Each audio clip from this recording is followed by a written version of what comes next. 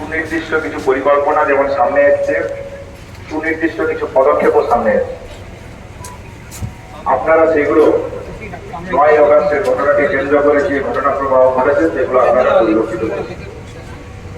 আজকে স্বাস্থ্য ভবনের সামনে আমাদের যে অবস্থান বিক্ষোভ চলছিল, আমাদের 5 দফা দাবিকে সামনে রেখে সেই জায়গা থেকে সুনির্দিষ্ট কিছু প্রশ্ন, সুনির্দিষ্ট কিছু মন্তব্য আপনাদের কাছে রাখতে চাই।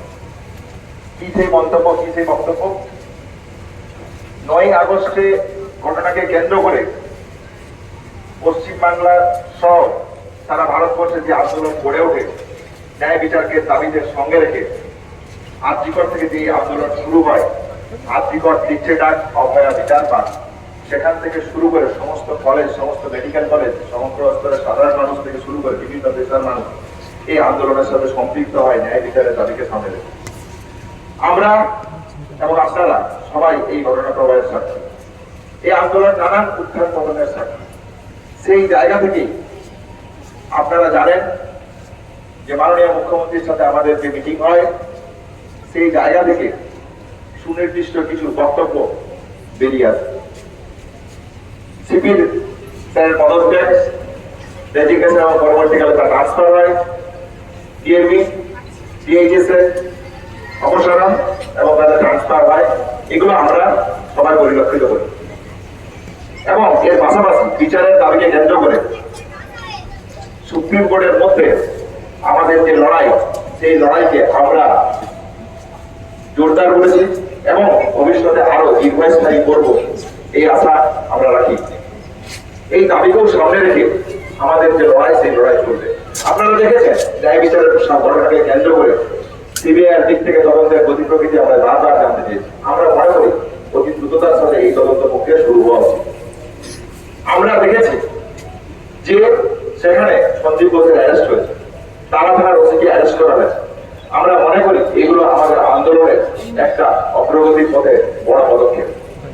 এরই পাশাপাশি আমরা আমাদের কলেজে সেফটি সিকিউরিটির প্রশ্ন এবং গ্রিন কালচারকে গড়ে তোলা যে ফায়ার পরিবেশ কলেজ ক্যাম্পাসে গড়ে উঠেছে, আমরা দেখেছি এই জরুরি, এই ঘটনাগুলো কেন এত জরুরি।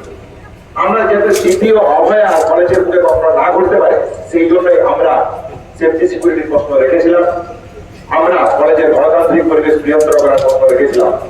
আমরা শুধুমাত্র একটা ইলেকশন চাইছি বা একটা অ্যাসোসিয়েশন চাইছি, এরকম নয়। এই ঘটনা যাতে কলেজের বুকে কোন রকম ভাবে কোন দ্বিতীয় অভয়া না ঘটে, তার জন্য এগুলো আমাদের চাওয়া, এগুলো আমাদের পাওয়া, এগুলো আমাদের সুনির্দিষ্ট দাবি। আমরা মনে করি যে যে কোনো ইনস্টিটিউশনাল 9 অগস্টের ঘটনা একটা ইনস্টিটিউশনাল মার্ডার বলে আমরা মনে করি। তাহলে যদি আমরা এটা মনেই করি, তাহলে আমরা আমাদের ক্যাম্পাসকে যদি কোনোভাবে সুরক্ষিত করতে না পারি, তাহলে আমরা কিভাবে বলতে পারি যে আমরা দ্বিতীয় ক্ষেত্রে কোনো এই ধরনের ঘটনা ঘটবে না এবং তার ন্যায় বিচারের দাবিতে আমাদেরকে আবার প্রশ্ন করতে হবে না। তাহলে সেই ঘটনা যদি না করতে হয়, তাহলে আমাদের জায়গা থেকে সেফটি সিকিউরিটির প্রশ্ন এবং কলেজে কলেজে গণতান্ত্রিক পরিবেশ বৃহত্তর করার প্রশ্ন যে দাবি, সেই দাবি আমরা কালকে চিফ সেক্রেটারির মাধ্যমে যে নবান্ন সভার যে মিটিং হয়, সেই মিটিং এ আমাদের সুনির্দিষ্ট বক্তব্য তুলে ধরি। আমাদের সেখানে যা যা দাবি ছিল, সেই দাবিগুলো আমরা সমস্তটাই চিফ সেক্রেটারির কাছে রাখবো। সেই জায়গা থেকে আজকে একটা ডাইরেক্টিভ এসছে এবং সেই ডাইরেক্টিভে কিছু প্রয়োজনীয় পদক্ষেপ তারা নেবেন বলে জানিয়েছেন। কি সেই প্রয়োজনীয় পদক্ষেপ?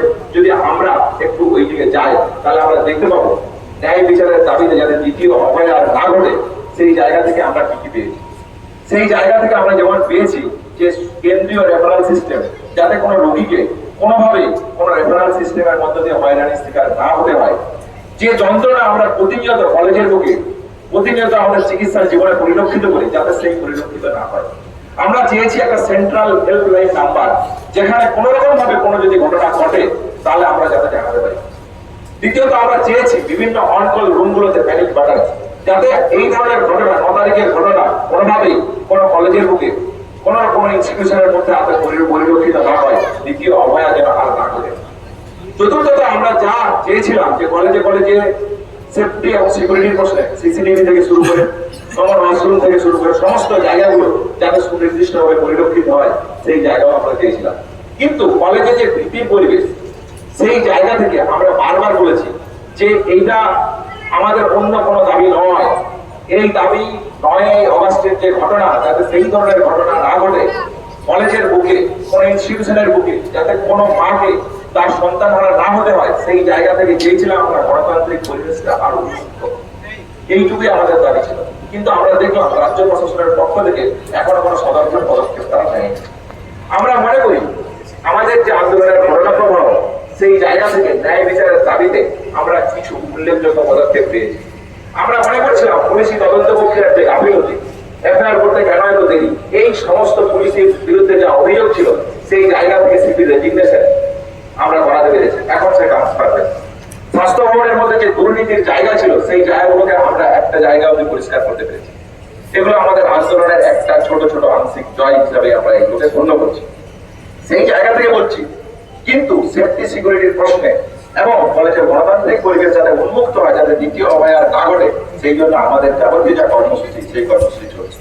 তাহলে এই সমগ্র যে পরিসর, এই পরিসরকে কেন্দ্র করে এবং এবং পশ্চিমবঙ্গের বুকে যে ভয়াবহ বন্যা পরিস্থিতি তৈরি হয়েছে, এই সমস্ত জায়গাকে আমরা কনসিডার করে আমাদের ওয়েস্ট বেঙ্গল জুনিয়র ডক্টরের ফ্রন্ট থেকে আমরা সুচিন্তিত কিছু সিদ্ধান্ত নিয়েছি। কি সেই সিদ্ধান্ত? আমরা মনে করি এই যে সমগ্র পদক্ষেপ হয়েছে ন্যায় বিচারের দাবিতে, এবং ন্যায় বিচারের দাবিতে আমাদের লড়াই কিন্তু শেষ হয়নি। এই লড়াই সুপ্রিম কোর্টের অন্তরে যেমন চলবে, ঠিক সেই রকমই আমাদের রাজপথে আমরা যে অন্যায়ের প্রতিবাদ রেখেছিলাম, সেই পথ থাকবে। সেই জায়গা থেকেই আমরা কালকে স্বাস্থ্য ভবন থেকে সিজিও কমপ্লেক্স অভিযানে ডাক দিয়েছি বিকেল 3টায়।